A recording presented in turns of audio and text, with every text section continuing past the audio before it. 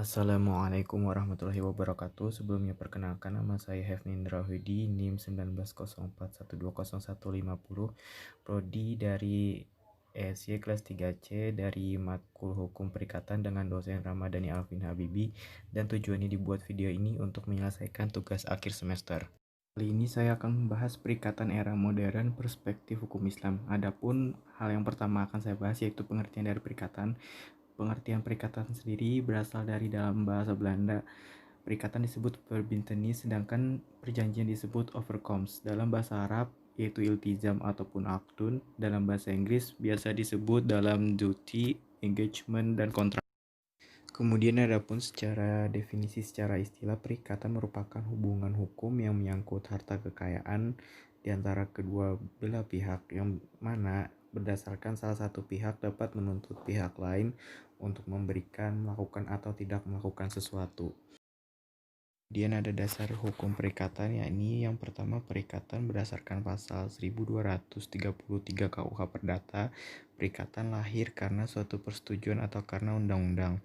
Yang kedua, yakni persetujuan pasal 1313 KUH Perdata. Suatu persetujuan adalah suatu perbuatan di mana satu orang atau lebih mengikatkan diri terhadap satu orang lain atau lebih. Yang ketiga, Undang-Undang pasal 1352 KUH Perdata. Perikatan lahir karena undang-undang, timbul dari undang-undang, atau dari undang-undang sebagai akibat perbuatan orang.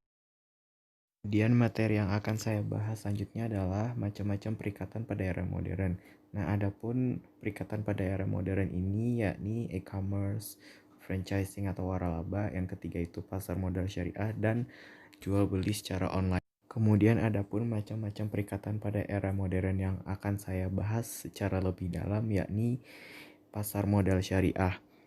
Selanjutnya saya akan membahas tentang pasar modal syariah. Nah, apa itu pasar modal? Secara umum, pasar modal atau yang biasa disebut dengan capital market merupakan pasar untuk berbagai instrumen keuangan jangka panjang yang bisa diperjualbelikan baik dalam bentuk utang maupun modal sendiri.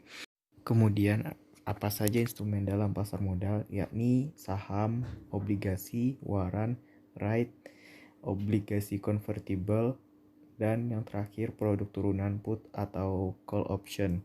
Bisa berbentuk peel to peel dan lain-lain. Dapat diambil kesimpulan bahwa pasar modal syariah merupakan pasar modal yang berprinsip syariah dalam setiap kegiatan transaksinya dan dibatasi dari hal-hal yang dilarang, misalnya seperti riba, perjudian, spekulasi, dan lain sebagainya.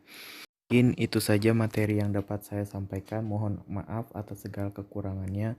Billahi taufik wal hidayah. Wassalamualaikum warahmatullahi wabarakatuh.